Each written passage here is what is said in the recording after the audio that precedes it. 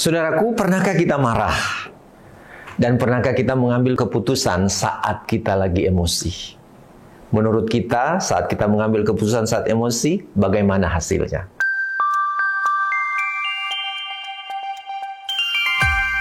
Saudara-saudaraku, kita akan belajar dari firman Tuhan terkait dengan apa yang saya sampaikan tadi. Mari kita berdoa.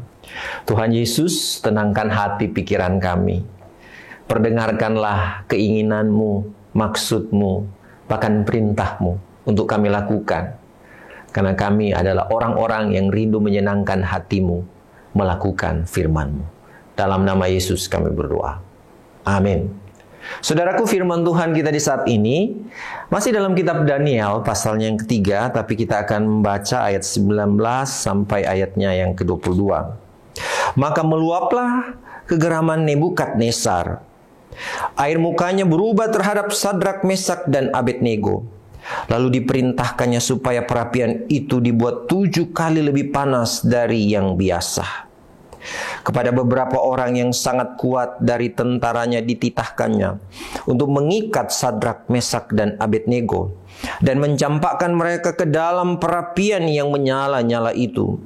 Lalu diikiratlah ketiga orang itu dengan jubah, celana, topi, dan pakaian-pakaian mereka yang lain, dan dicampakkan ke dalam perapian yang menyala-nyala.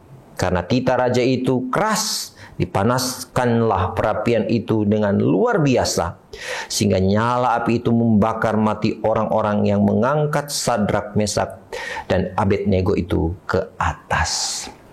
Puji nama Tuhan, saudara-saudaraku. Demikian sabdanya. Saudara-saudaraku, kita lihat bagaimana emosi sang raja ketika kemudian melihat ketiga orang ini tidak mau mengikuti apa yang dia perintahkan.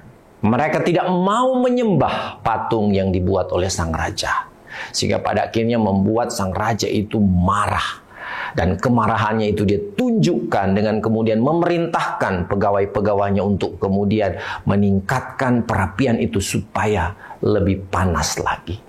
Nah, saudara-saudaraku yang terkasih di dalam Tuhan, kita lihat di sini bagaimana iman itu diperhadapkan dengan satu kenyataan bahwa tidak selamanya berjalan mulus. Boleh dikata, saudara-saudaraku, orang-orang ini adalah orang-orang yang kemudian hidupnya mereka telah baktikan kepada Tuhan. Tapi walaupun mereka telah membaktikan hidup mereka kepada Tuhan, bahkan ketika ada tawaran apakah mau menyembah patung atau tidak, mereka tidak mau menyembah, lalu kemudian ada resiko nyawa mereka, mereka tidak bergeming untuk kemudian mau tetap beriman pada Tuhan. Saudaraku, kita belajar dari bagian Alkitab ini bahwa ternyata anak-anak Tuhan bukan kemudian hidupnya tidak diperhadapkan dengan persoalan dan pergumulan. Ya, ada di sana. Tapi kita melihat bahwa ketiga orang ini bukan dibebaskan, tidak ada masalah, bahwa tidak akan dimasukkan ke dalam api. Sebaliknya dikatakan kalau kita terus membacanya, mereka tetap dimasukkan ke dalam api. Nah, saudara-saudaraku yang terkasih dalam Tuhan, dampak dari iman yang berani dari orang-orang ini adalah ketika kemudian sang raja dikatakan di sini mengalami emosi yang sangat luar biasa. Dan di awal tadi, saudara-saudaraku, saya katakan kita semua pasti pernah mengalami situasi di mana pernah emosi pada seseorang. Kita pernah marah pada seseorang.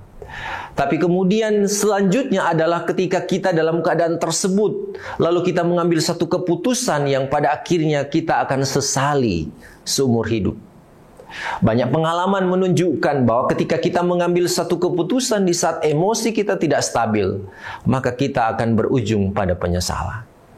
Oleh karena itu ada sebuah ungkapan yang mengatakan begini: jangan pernah mengambil keputusan di saat kau marah, dan jangan pernah kau mengubar janji di saat kau berbahagia.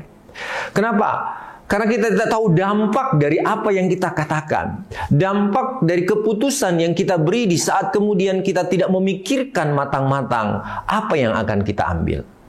Bisa saja saudara-saudaraku itu tidak hanya merugikan orang lain, tapi itu bisa merugikan diri kita sendiri. Bagian Alkitab ini mengingatkan kita pagi hari ini. bahwa kita perlu berpikir jernih, menenangkan hati, tidak boleh emosi, sehingga kemudian keputusan-keputusan yang kita ambil adalah keputusan yang selalu berhikmat dan bijaksana. Minta pertolongan Tuhan supaya hari-hari kita saat ini akan dilalui dengan ketenangan dan kedamaian hati, sehingga kita bijak dalam mengambil keputusan. Tuhan Yesus memberkati kita sekalian. Amin. Mari kita berdoa. Tuhan, karuniakan kami damai sejahtera-Mu. Kami tidak tahu apa yang akan kami alami di sepanjang hari ini, baik ataupun buruk, mempengaruhi emosi kami. Tapi tolong kami untuk bisa bertindak bijak, sehingga setiap keputusan yang kami ambil, perkataan yang kami ucapkan adalah sesuatu yang bukan merugikan orang banyak ataupun diri kami sendiri. Tapi keputusan ataupun perkataan yang keluar dari mulut kami, sikap kami adalah sesuatu yang mendatangkan berkat.